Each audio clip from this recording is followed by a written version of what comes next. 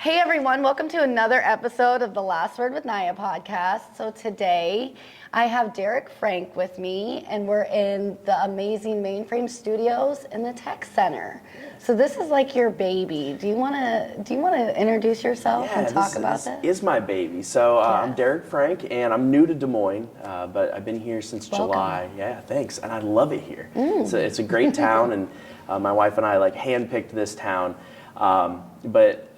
We opened up the Teen Tech Center back in December, and it is a completely free space for anyone 13 to 21 to come explore creativity through art, through technology, through music, really just that safe place and that inclusive place for anyone to come and explore. Awesome. Yeah, so obviously, like I said, this is amazing. They have a 3D printer in here. It's so cool.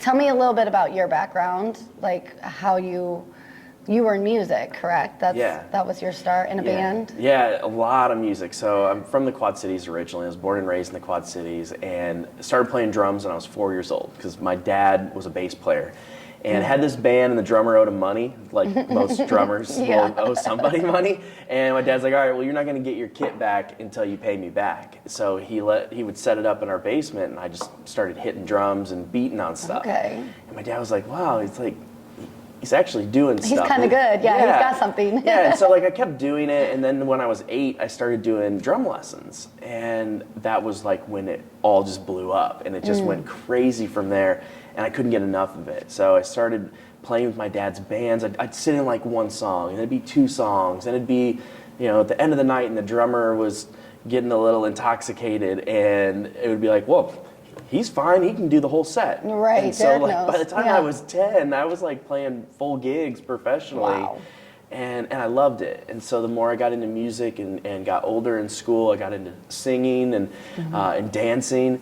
And in high school, it was really hard to talk to girls when I was tearing down my drum set at the end of a gig. So I started playing guitar. And so I just wanted to be He wanted the girls. attention, yeah. Yeah, I wanted to be the star. He's like the star gets all the girls. Yeah, there's only so many Phil Collins in the world that can play drums and sing and be the star. So I was like, you know what? I need to play guitar too. Well, it's a physical action. I'm sure it's hard to keep your breath and sing and do this while making the beat at the same time. It is. I think the biggest issue is really just the sound bleed of the drums and overpowering the vocals. It's not very entertaining to watch somebody just sit back there and sing. It's get out here in front of us. Take your shirt off. And, well, we don't need that either. But all the best rock stars take their shirts off with eyeliner and Those were the college days. Yeah. I had a glam rock band in college, and it was something.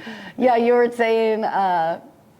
saying before when we were talking about being from a small town and having naturally dark eyelashes and looking emo and people thinking that you were wearing eyeliner. My whole life, even still to this day, it's a blessing and a curse. It's oh, you have beautiful eyes. Are you wearing makeup? But then on my YouTube channel, it's nonstop guys on there well, what are you wearing makeup for? I'm like, I'm not wearing makeup, but it's cute that you noticed. Yeah, I like that you like my eyes. Yeah, you could have just said that. Is that a pickup line? Yeah. Do you want me? I'm married.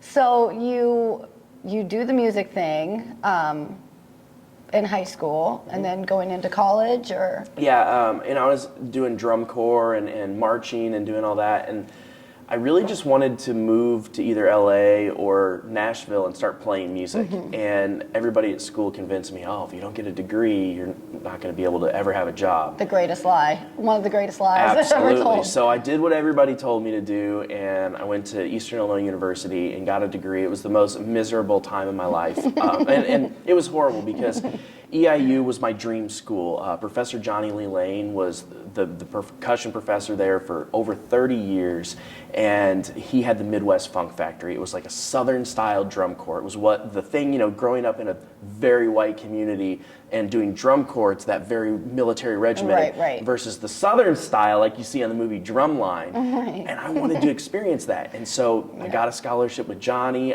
He was my mentor. And a couple of weeks before I got there, he decided to resign and go to another school because of the racism that was happening so bad there. So not only did I lose my mentor, they had also got funding to build their new music and arts department, so they tore the old ones down. And I was told my sophomore year the new ones would open. They ended up not opening until the day after I graduated. Right, of course. Yeah, so You're like, what did I do this for? so I did what I had to do. I got through $100,000 in debt. And yeah, like, and luckily I was on mostly on a scholarship, Yeah. so like I didn't have a ton of debt, but I had some. Right. I didn't get along with my main professor at all. The new guy and I we did not click. So I just went through the motions, and like the mental health aspect was really bad. I was in a really bad state.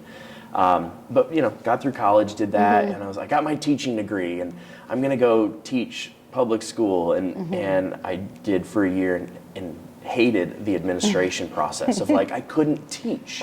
Yeah. I couldn't work with the youth and impact their lives because I had administration butting their way in. Up your ass every second. Yeah. And it was always something. So met my wife, we got married, and she was just like, you know what? We need to move. We need to get out of the Quad Cities. If you don't go now, you're going to regret it the rest of your life. And I had a band that was doing really well. And so I was like, okay, let's go. So we moved to Nashville. Broke. And we both got jobs before we got there, but we didn't have any money. We had to pay for our own move. And I was working at a propane company. It's like Hank Hill. Hank Hill, I was just going to say. For sure. And that job was miserable. But it gave me enough time to find something I loved, and that's when I got the opportunity to open the Nashville School of Rock. And it was one of the top programs in the country. We won the National Battle of the Bands 2 years in a row, and it was incredible. And that started me into the music industry in Nashville. That's amazing. Yeah, we were just talking before the podcast about Nashville, and I love Nashville, and I love the raw artistry that you get to see everywhere. I love art, so seeing some of these murals is amazing to me. Like, I love the murals, I love the music. I podcast and I host. I do have some musical talent. I don't showcase it as much, but it's always like amazing to me, people that really can like chase that dream. Yeah, and I saw a picture of you in front of the Parthenon and everything too. Yeah. So like you were doing stuff that not all the tourists went and did. Oh yeah, I am a huge nerd. So we'll obviously get into this, but I'm a huge nerd. So yeah, the Parthenon, the replica of the Parthenon from Greece. I go there every time I go to Nashville. That's a cool spot. It's such so a cool park over by like Vanderbilt and Beautiful Midtown. Centennial, and yes. Yeah, and not too many tourists go over there, which is really great. Right.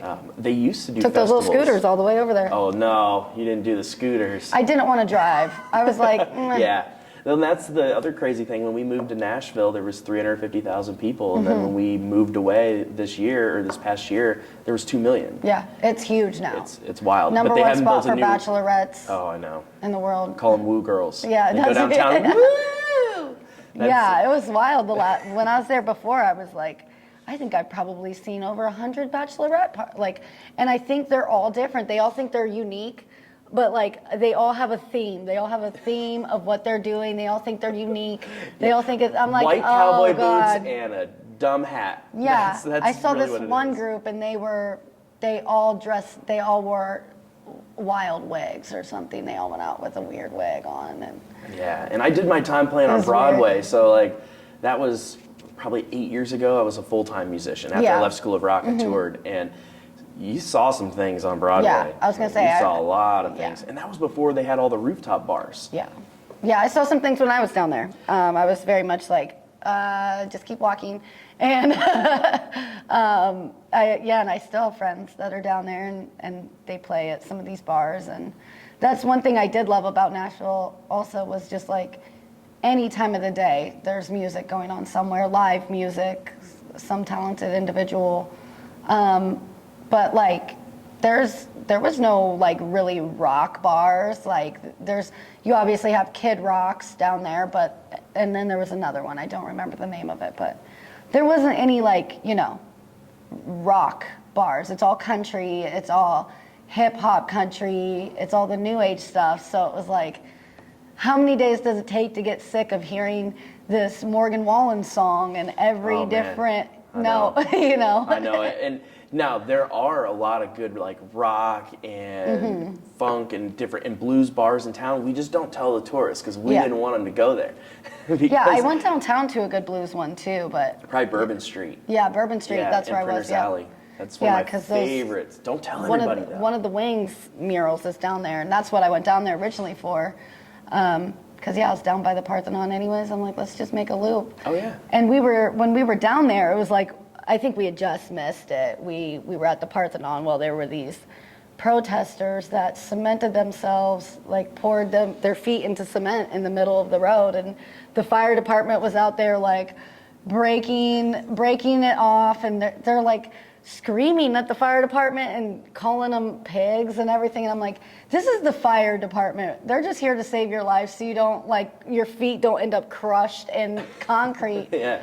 But you know, this guy's like, please stop hitting me. I'm just trying to free your feet. Nashville, especially in like the last 5 years, has just been this hub for controversy. Yeah. Of like, we've had school shootings and we had that bombing downtown on Christmas Day, which was really weird. Right. Like I still have the footage of my camera shaking on my house that was 3 miles away. Right.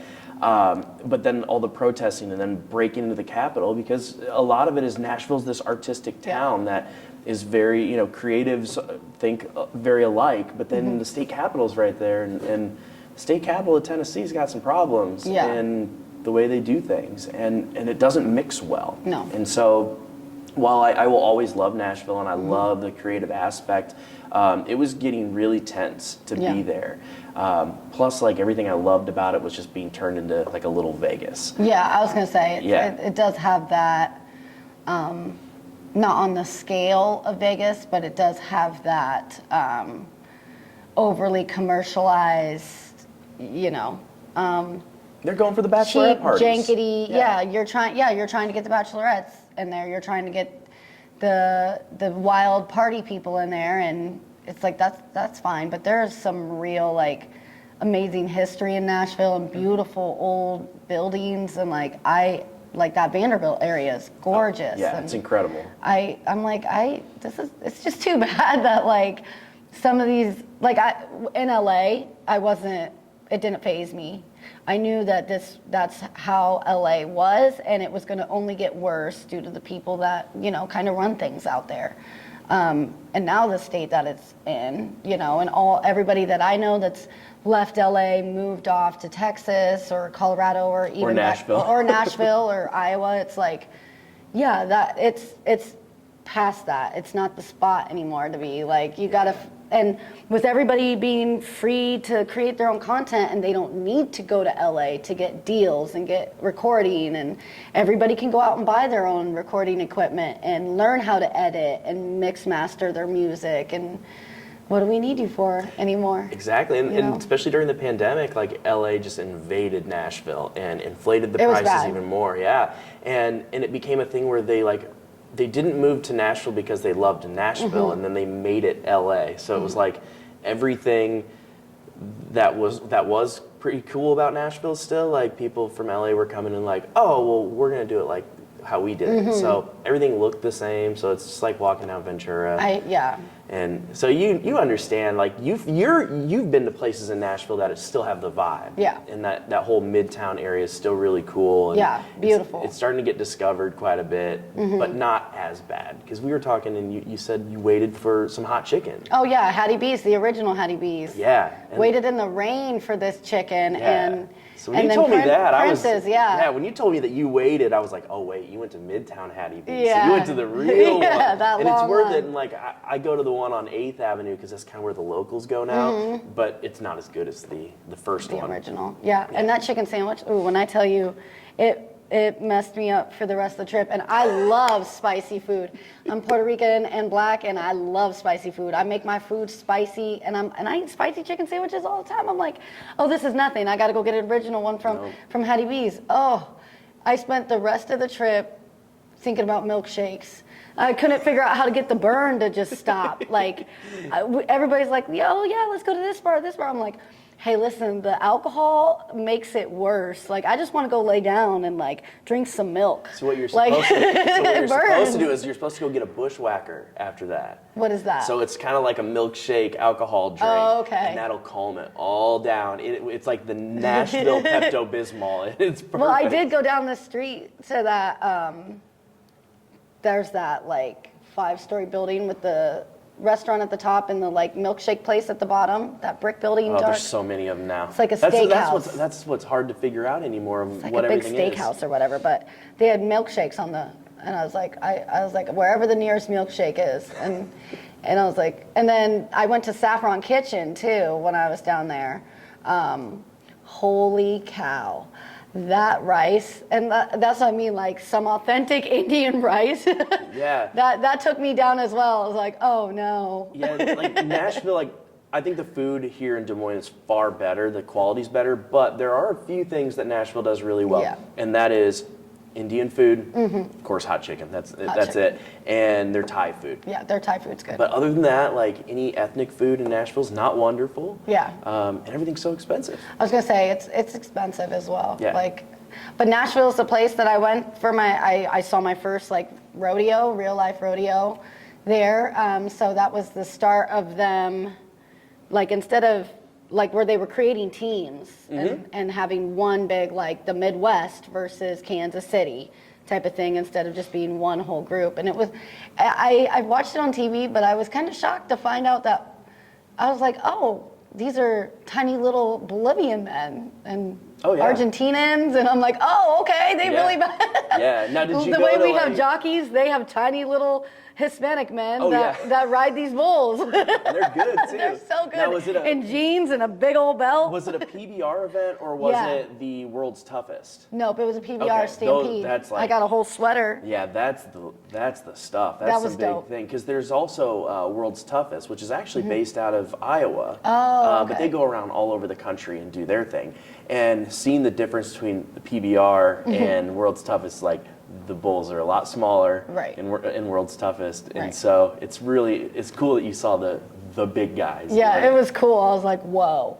And we were close, so I was like, oh, like it always looks crazy on TV anyways, but to really be there and be like, oh my God. Yeah. Like, these bulls are crazy big and they're crazy, like, okay, these bulls are really upset. And like watching these guys, like, I don't know, like I've always told myself there's certain like professions that as a woman, I couldn't date or marry a man in that field. Just it's like because the chances of you getting physically harmed, like seriously, or dying, get thrown off a bull 100% and you're gonna break your get hurt. back. Yeah, and then it's just a matter of time of when you're going to the get health hurt. insurance would be insane. Like an MMA fighter, it's like I don't want to. Yeah, exactly. I like the way you look. If I marry somebody, I like the way they look. I don't want his face to be mush in 4 years. And Yeah, don't date rodeo guys. yeah, no, They're worse than musicians. yeah, I would guess so. Musicians, you know better. Yeah, well, You I know guess. better. guess. You can't. Anyways, I know. Like I don't understand the hype for rappers. As a female, that's just like an intelligent, monogamous type of woman. I'm like, or an athlete. It's like, why would you ever think like it was just you? Like he's going all over the world, baby girl. He literally, the world is his oyster, and he can get whatever he wants whenever he wants it. And these girls are throwing it at him. So That's an interesting thing with the music you agree to look industry. the other way, basically, as those type of women. You're just like, okay, I know you're doing stuff as long as, And it just depends too, because like I think now with the internet and everything, like that world has changed so much too. Mm-hmm. Like when I was on the road, it was like you get done with the show and you go to the hotel and you play some video games and you go to bed because you're Right. exhausted. Yeah. But like I never got to live those glory days of the 80s rock bands that had these crazy parties and stuff. I think the craziest party I ever had was like I was playing it and watching, and then you get done and you gotta go to bed because you gotta go to the next city, or you got a bus call and things like that. Like I loved when I got a tour, and it was so much Yeah. fun, but it's a really lonely life. Even though Being on the road, yeah. and the way touring has gone, it's changed a lot. You don't have a lot of those long trips anymore. Usually it's like long weekends. Even the big acts, like unless they're doing like a West Coast run, if they're from Nashville, they might be out there for 2 weeks, maybe. But like the most I've really ever done was like a week. And that was really great because then I can go home and don't have to be separated from my wife, but she gets a nice break from me for a while. Yeah, I was gonna say I love a good break. You know I think that's important. I think people should have their separate, like, get away from each other for a little while. Go do what you love. And you said she was on her herself trip, and I'm like, oh my God, like I can't believe this is like I've thought about it many times. Like I should just take a me trip somewhere and and then you're like, oh yeah, she does this every year. She goes off, she does her own trip, she does her own thing for a while, and I'm like, that's amazing. How do I do this? Yeah, she just gets to like unwind and live her life. And I think part of that started because I traveled so much for work, and she'd be like, she got used to it. And then she'd be like, I want to go to New York, and I'm like, I hate Manhattan. And well, I'll go. You stay here. Yeah. And that's what happened. And so she ended up. I was like, well, you can't go to New York by yourself for the first time. So she went with one of her girlfriends. But yeah, that makes sense. Yeah, things like that. And as especially during the pandemic, when I was home a lot, I was not traveling, and it was like. There's a couple times she's like, you need to like go on the road. Like you're driving me crazy. Yeah, get out of the house. I'm used to you being gone more. Please give me my house back. I can't miss you if you don't leave the couch. Yeah, I get it. If that's the person you love, like I understand you do want to be around them all the time, but like as being realistic, you're like, no, I like my space. You can go have a great weekend. Bye. Yeah, some healthy space is super important, and I think that's made our relationship even better. Yeah. Is like having that respect for each other. That we love doing stuff together. We go on vacation together. We do all kinds of stuff. But on the same token, like there's things like she just wants to go and read a book, right? And I'm like Captain ADHD, so I'm like I can't just sit and read a book. Right. I like got to be up, and I'm like I'm gonna go over here. Do an activity. Yeah, and. Like she just needs to sit and relax and have a nice drink and a book right by the pool. I love this idea. I don't see anything wrong with it. I try and do that on vacation. I do escape everybody at some point. I don't tell anybody where I'm at. I'll sneak down to the bar or the pool or something and just take my time and like search the hotel for me. I didn't go far, especially if it's like if it's Puerto Rico or something like that or Mexico. I didn't go far. I didn't leave the resort without telling nobody I'm somewhere. I don't want you to find me. I will be back in the room shortly, I'm sure. Like we'll all meet up later. You guys go do your stuff. I try not to travel with groups. It's hard to do, and you always have that one person that makes it hard on everybody. Yeah, and everybody has their own expectations of the way they do things. And we've traveled with groups. Like we took both sides of our family. Our families are from the same town. Yeah. And we took both sides of the family to Disney for a giant family trip. And it was You're fine. Like never doing this again. Never again. Because it got to the point where we were having to like separate our time. It was like, oh well, this family's like, oh you're not. We don't like that. Or exactly. And so you grew up in the same town. You do like it. Yeah. Our families get along. It was like us that was like, should we go with my family or your family today? And it was just one of those push and pull where they didn't influence it. I think we put the pressure on ourselves to like have this perfect trip. And once it's too many cooks in the kitchen, right? It's too many people. And girl trips, I don't do girl trips because you have, especially girl birthday trips, you don't come back as friends. You leave as friends. Everybody's like, oh my God, this is great. You don't come back as friends. Somebody doesn't bring enough money and the rest of us have to fill in for you. One of you gets too drunk and cries and ruins everything. One of you doesn't like to do anything that we like to do.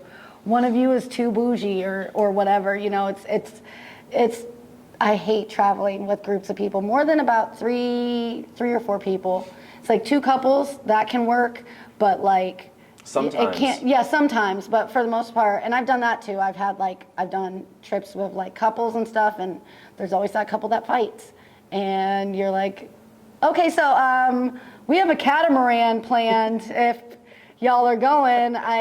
And then you have to all act like you didn't just hear them fighting in the room, and you're like, are you guys ready? I love we're gonna go. I think awkward Clean embraces this up. are like they fuel my soul. I love when people fight and try to act like they weren't fighting. Yeah, they come out and you're like, I can't be the one either to be like, okay, we all didn't just hear this.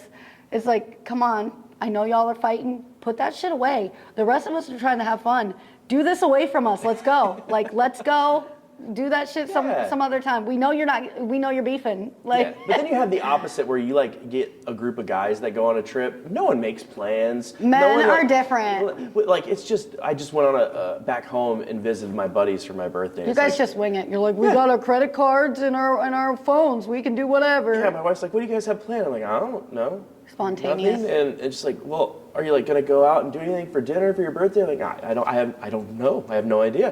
Have you guys not even talked? Yeah, we talk every day. What do you talk about? We'll figure it out when we get there.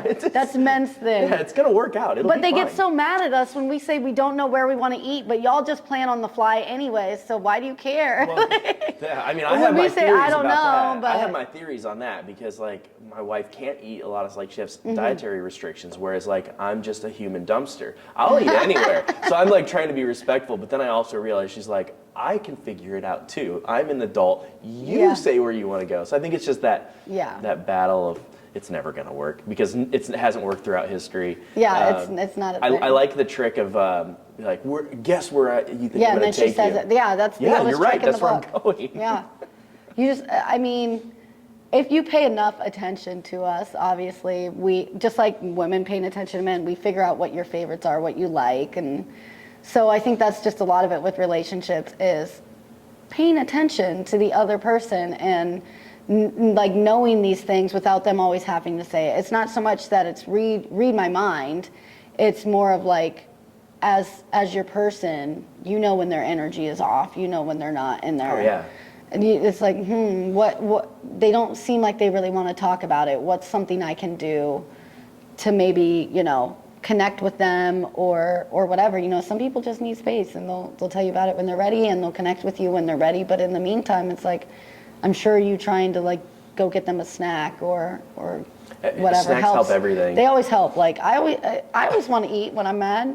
That's what I was gonna ask. Like, so what do you do like when you're feeling down or mad? Like, what's your way to try to get out of it? I eat bowls of Reese's ice cream. Don't put me on the spot like this, Derek. No, it's What do okay. I do? Hey, everybody's got to have their thing. Well, I mean, I'm very introspective. I like to spend a lot of time by myself. I really like who I am. I like my inner monologue. Not that I don't like social engagements, and obviously I do a podcast and I host events and stuff like that, but you wouldn't guess that I'm an introvert as well. Like I enjoy my time. I enjoy like watching podcasts, watching educational things, learning more, thinking about it in a different way. Just taking a nap in the middle of the day if I feel like it, eating a bowl of ice cream and then taking a nap, eating the bowl of ice cream in bed, putting it over here and taking a nap. I have a daughter who's 13 and I have a dog and, just a good walk, going outside, getting fresh air, especially in the summer. I'm so glad it's nice now to get some fresh air. I need some more nice. Like I was so spoiled. My blood thinned out being in the South for 12 years, and I moved back here. And I'm like, oh, I'm fine. It's the Midwest, and then we had that big snowstorm. I'm like, okay, that wasn't that bad. And like it was cold, it was snowy, but I've got my truck. It's fine. Right. And now is where I'm really, really having the struggles because I'm like, my friends are walking around at the park in Nashville and doing their thing, and it's like 75 degrees, and I just want to take the doors and the top off my Jeep. Right. Even after May, really. My birthday's at the end of May, and I'm used to it still dropping down to 30 degrees there and giving us a little bit of snow there. So I'm used to it. In Iowa, like when it got warm last week, and people are like, "Oh, here's spring." I'm like, "Nope." I know. I got to get used to it again. Yeah. I have to. All right, so we're back here. We were just getting into your artist relations and talking about stuff like that. Yeah. So after, my dream was always to go on the road and tour and be in a band, and then I got burnt out. It's not the life everybody thinks it is. It was cool, but like I had mentioned, it's really lonely on the road, and people weren't going to see me and my music. They were going to see the band from Nashville because we were doing a lot of casinos. So I started looking for a job, and I knew a company I wanted to work for. They make music instruments. And so I had some friends that worked there, and I was like, hey, who should I talk to? So I applied, and finally it was Professor Johnny Lee Lane, my mentor that left. He got me an interview. So I interviewed, and they called me back and offered me the job. And I was on the road. I was touring. I was in Iowa City playing at the casino, and I'm like, yeah, can I call you in a week? And like, I got to think about it. And they're like, well, you need to make a decision. I'm like, okay. So I called my wife. I'm like, hey, I got offered a job at this place. I don't think I'm going to take it. She's like, what are you talking about? You've been complaining that you're burnt out and you wanted to like be at home more. Like, why would you not take it? And I'm like, well, my dream was always to play and tour. I don't want to give up. And she's like, do it for 6 months. If you hate it, go back on the road. Yeah. Like, the road will always be there. And so I did it, and I loved it.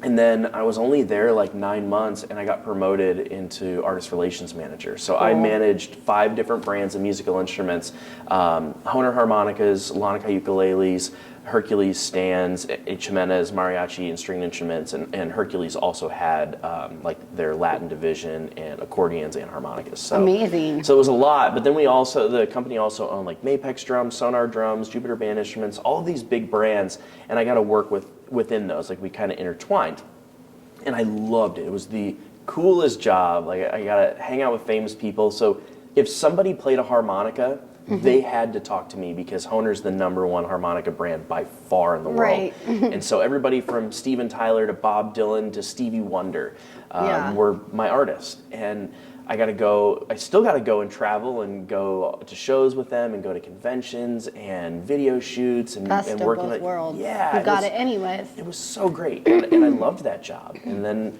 the pandemic hit, and I got freaked out, because I'm like, none of my artists are on tour.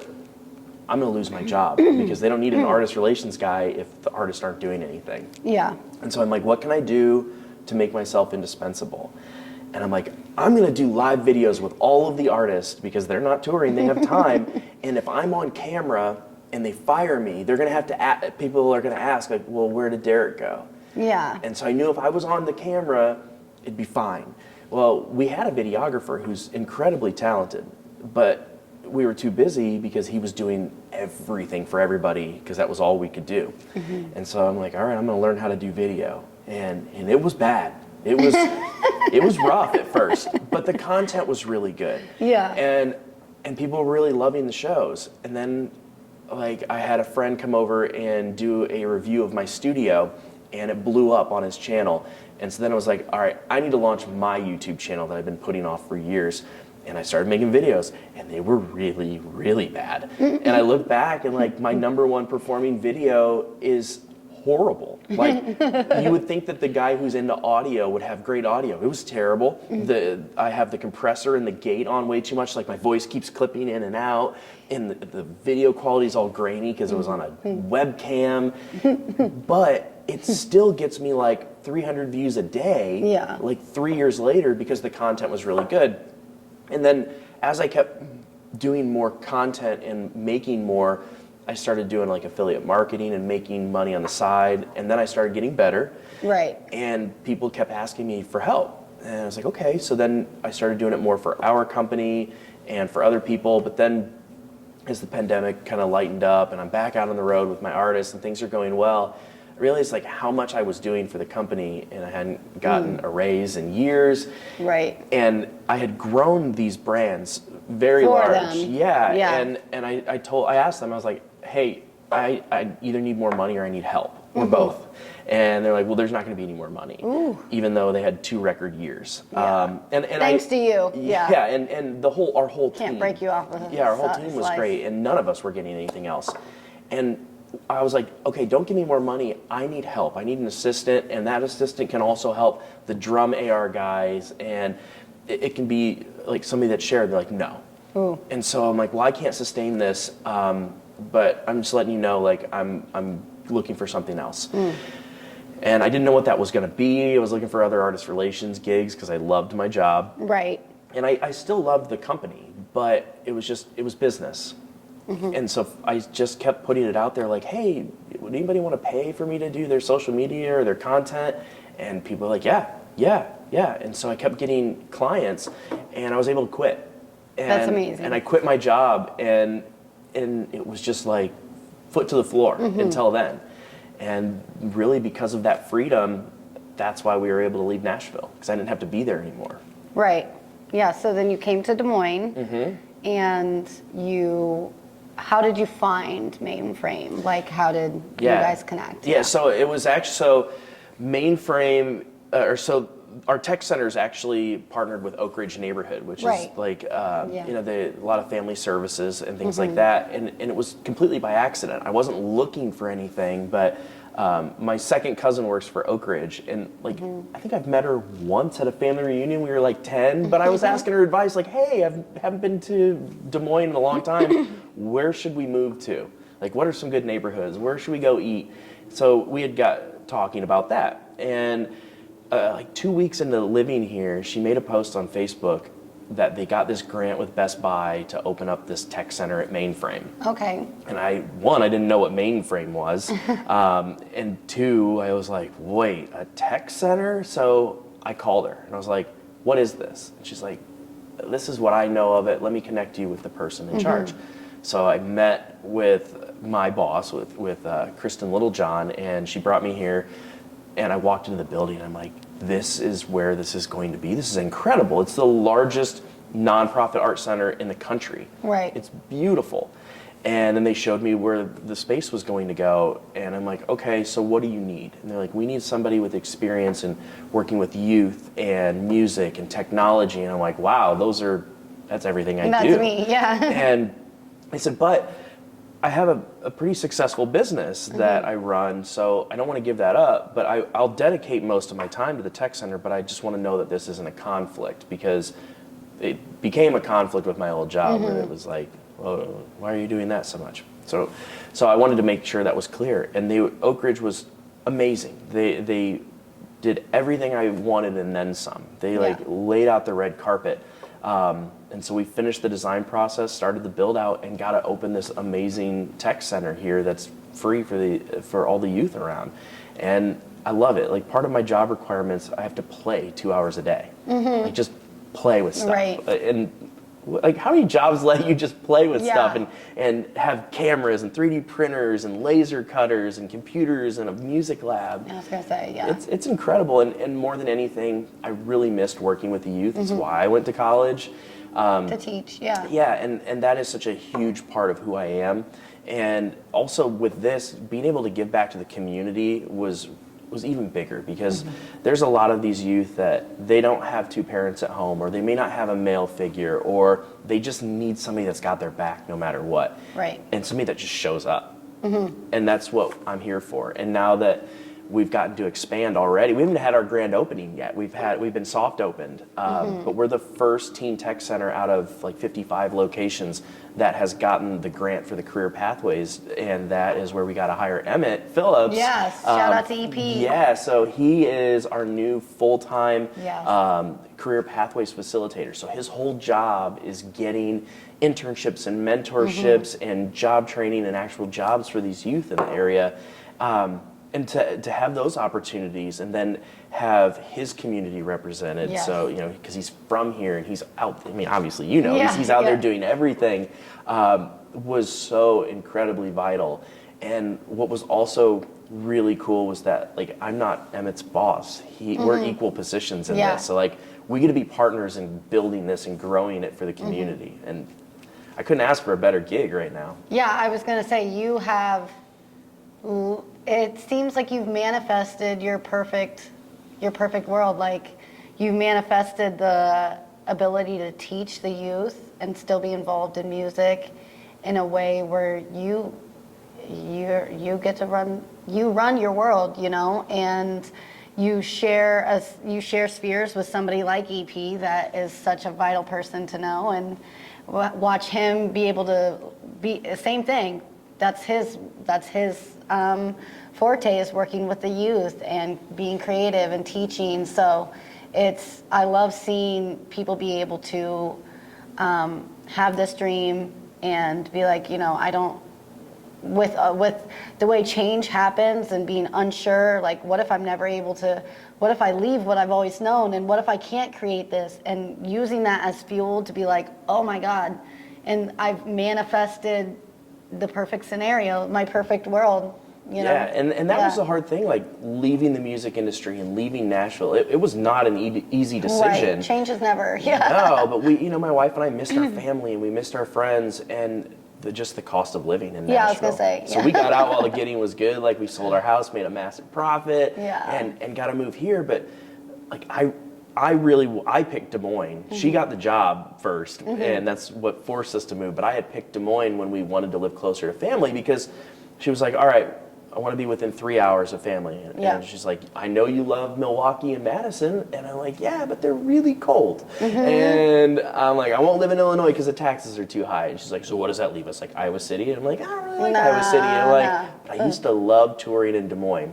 I used to play at like, was it Gaslamp and Beer House Can of Alley? Bricks.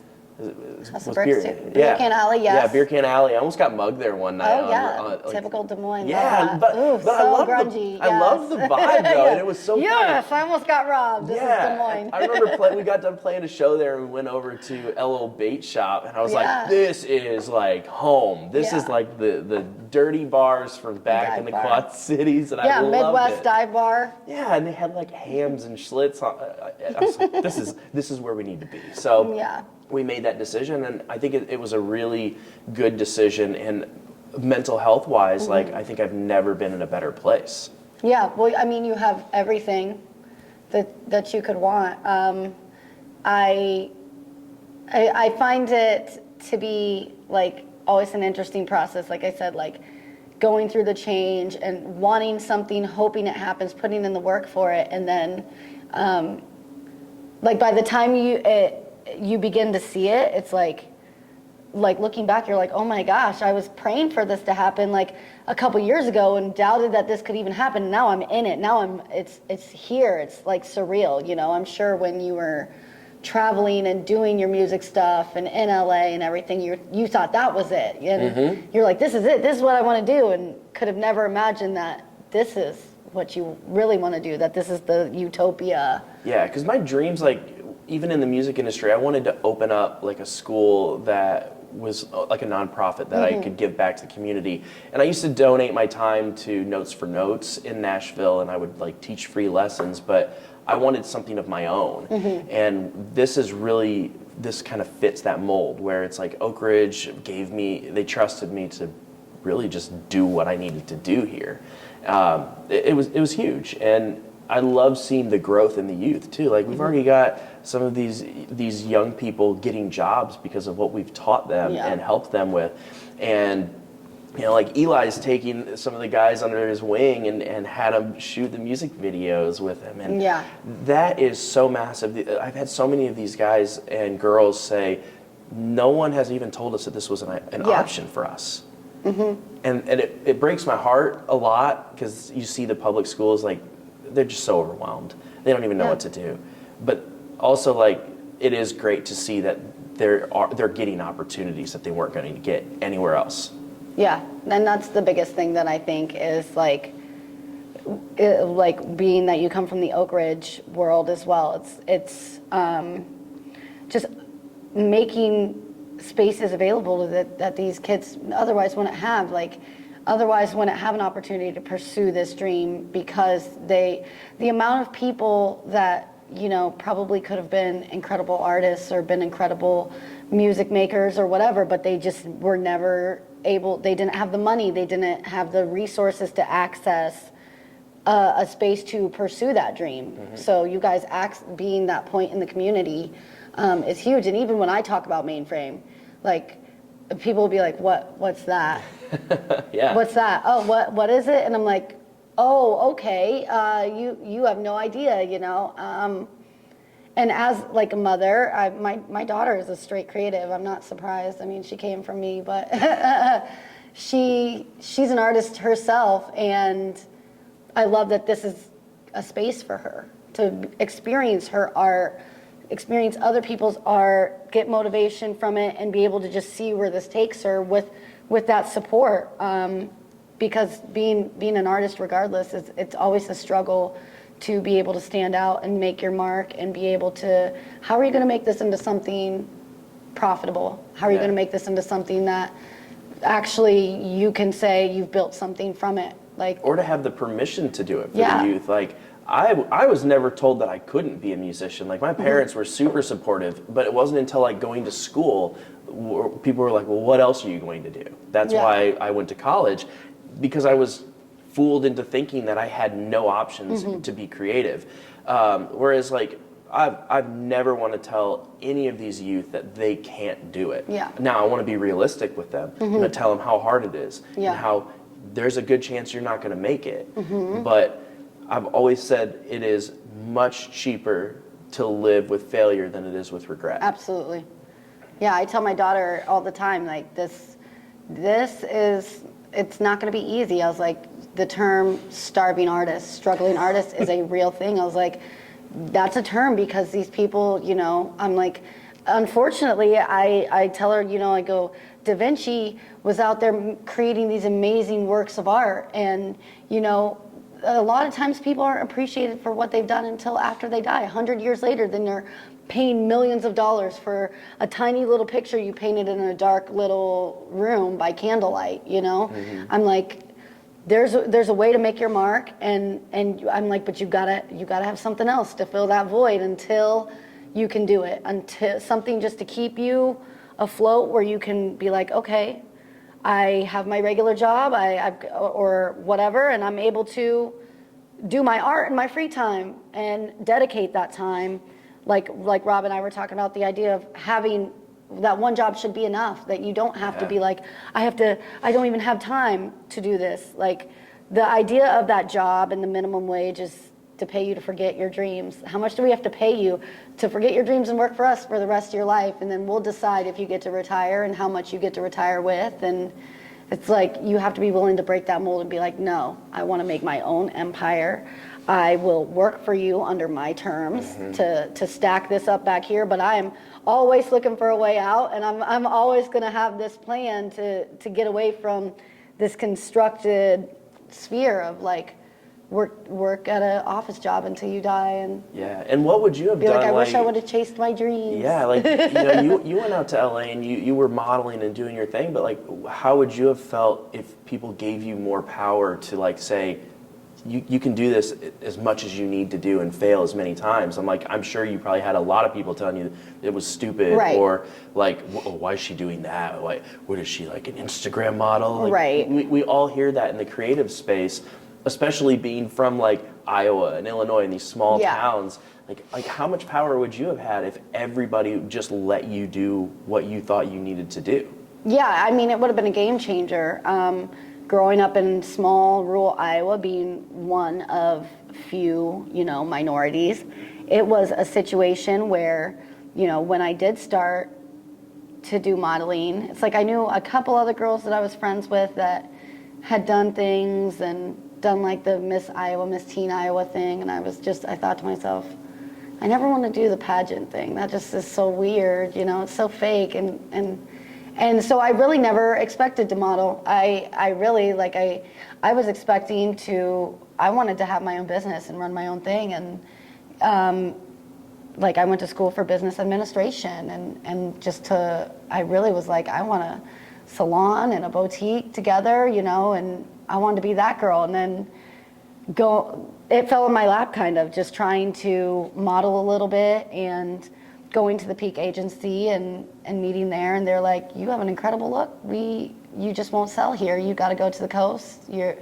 racially ambiguous. It's not the look in the Midwest. So going out there and working with people in a totally different space of like, they don't want you to have any power. They want you to feel helpless and be like, there is no other way. You have to come through us. Yep. And yeah, they would be like, oh, she's a model now. She thinks she models. And it's like, even when I did Miss Iowa, I didn't, like I told you, I didn't intend to win. I was like, I know I'm not the demographic they're going for.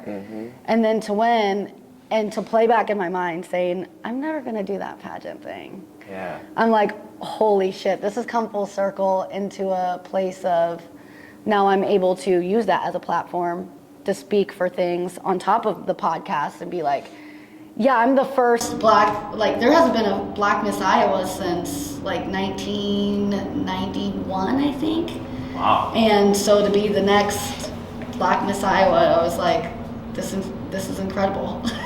That's great. But the power, yeah. If I could have the power. Yeah, that's where I'm the like, mindset. had you had that permission and that encouragement from the community Yeah. earlier on, like where would you have been then? It's like, Yeah, and they you'd be would president support. or Yeah, something. they'd support other people, but Yeah. they wouldn't support me, and I never understood that. My idea was I have to get as far away from this crabs in a barrel type of mentality. Yeah. Because they didn't like anything outside of their sphere of understanding. They didn't know any better. Me trying to explain to them what I'm doing and like doesn't make sense to them because they've never gone out of Iowa. They've never been to LA. They've never been in that world, you know? So my thing was I have to get away from these people. I have to find people that think like me, that think outside of the box. And even in LA, it wasn't those people. Right. So it's interesting coming back to Iowa and living in Des Moines, finding these people that's like, oh my God, we're the same. And that's what I love, same. because I was so terrified, like, I'm not going to meet anyone here that's going to be Yeah. like me, and I'm fine, like, I'll be on my own.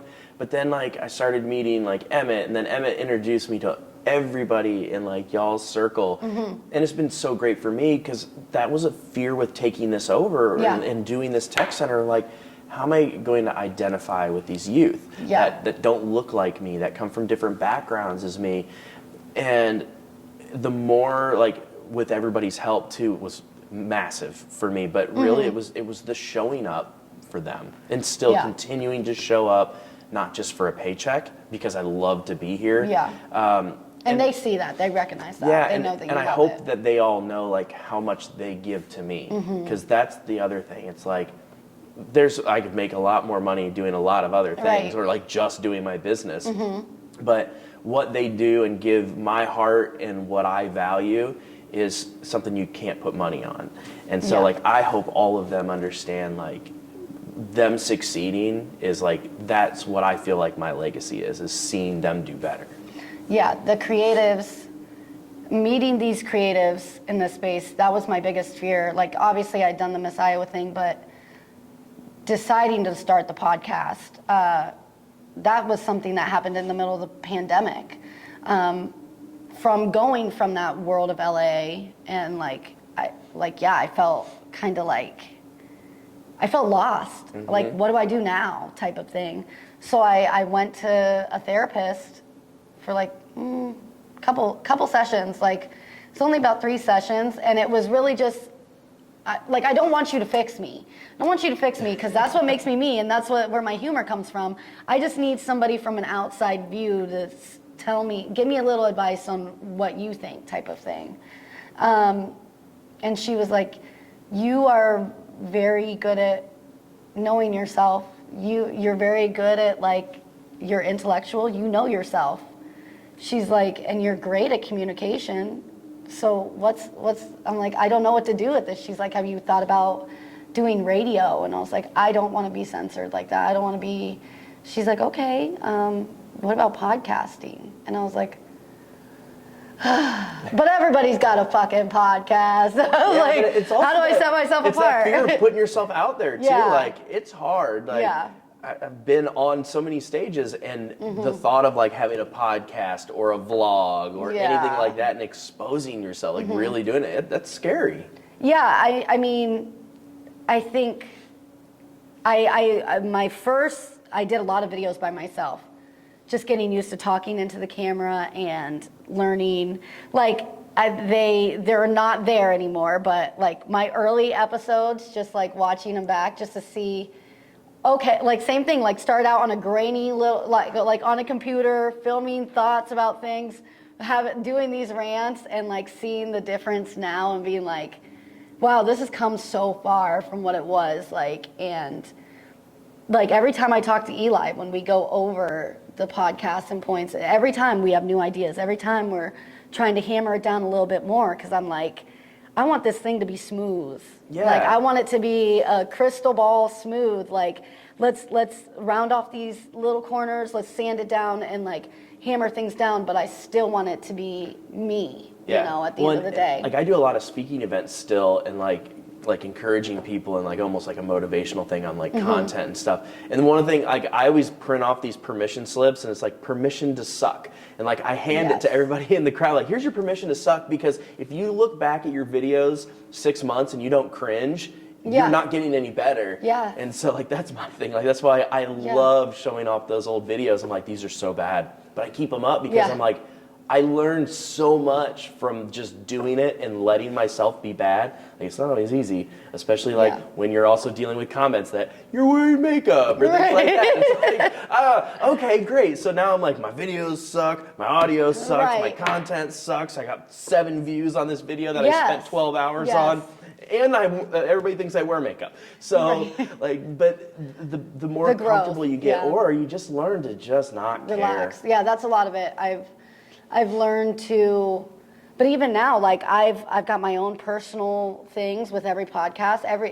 Every hosting I do is better. Every podcast I do is better. Like, I'm very real about that. This is not a professional thing. Like, I'm not a professional podcaster. Like, I think you are now, though. Maybe I'm getting there. And you got like the best crew helping you with like video and stuff. I got to give Eli a big shout out, because shout out to Eli Fox. You know, like I do my video stuff and I make a good living, but then I started seeing his work and I'm like, I don't do what he does. Like I was Nobody asking really him, does. Nobody does. And I was asking him like, hey, you need to show me how you do this. And like, that's what I think the community needs too. Everybody's so afraid to admit that other people do things better than them. Like I know what I'm really good at. I'm really good at branding and making like this certain style. But like cinematographic stuff or music videos or like a short film, I am not your guy. Don't call me for that. Like I'm not it. You want to learn how to make a successful vlog? I can help you with that. You want your brand and your products to be showcased well and get out to the masses? I'm your guy. You want this to look beautiful and something that you can keep in a portfolio? You should probably call Eli. Call Eli Fox. It'll look amazing. But the talent that's in this town is overwhelming to me. And I think it's overlooked. That's what I was telling Rob earlier. I was like, he goes, what do you think about Iowa? And I was like, I think it's a hidden gem. Like, honestly, I think, like, being that I've been outside and know what the cost of living is in San Francisco, LA, Nashville, it's like, you can have a really nice house with a great yard, have the whole family, drive nice vehicle, still have money to go on vacations, have a good job. And the food is so good. Like, look at what it has done to me. Like, I'm not even mad about it because being back and having that good Iowa beef, especially winter, like it makes winter go a little bit better. It does. And then the breweries in this town, I gotta lay off those breweries. They get you. They're so good though. Yeah. Like, there's a brewery everywhere. Now that it's getting warm, I'll have to ride my bicycle. There you go. That's how you lose the weight in the that's process. how I'll justify it. I don't know if I'm losing it. I'll probably I'll be like famished by the time I get there, and I'm like, I'm gonna eat like 2 burgers and drink 5 beers. Burn it off all the way home. I'll try. I'll do my best. Take the most hilly route. Yeah, the creatives I found in this town are amazing. Like, that was my thing with the podcast. I was really hoping that I'd meet the same type of creatives, and meeting EP and Eli and just being able to build this, and Rob and you and everybody in the community. It's like, that's really what it is. I'm excited that, like, the future of the podcast is amazing. Like, I can't wait. And thanks for having me on here. Yeah, no problem. This is really cool. Like, I'm a newbie in town. Like, I feel like I'm actually meeting people that understand who I am. That was my biggest fear. Yeah, and that's same thing with Rob. I was like, the moment I met you, I was like, I gotta talk to this guy. And it doesn't, I mean, I'll look past the fact that you're a Star Wars nerd. I'm the Star Wars nerd, but it's okay. We'll talk about that on another episode, how you're wrong with Star Trek, and, you know, it's okay to be wrong. One of these is better than the other. Yeah. We know which one. Oh, yeah. We know which one. Definitely. The one that actually gets views. Oh, the one that gets views. Yeah, so... Those are fighting words. This is another episode of the Last Word with Naya podcast. Derek Frank, Mainframe Studios. Derek, tell everybody where they can find you. Oh, they can find us. So Oak Studio Teen Tech Center is the best way to find us. For here, if you want to find me, it's the Derek Frank. You can go to thederekfrank.com because there's another Derek He's Frank. the one that's wearing eyeliner in his pictures. There is another Derek Frank that's a musician. He's much cooler than I am. He plays bass for like Shania Twain and Gwen Stefani. Doppelganger. I'm not him. Doppelganger? No. Okay. He's like 5'4", very short, but way more successful and way cooler.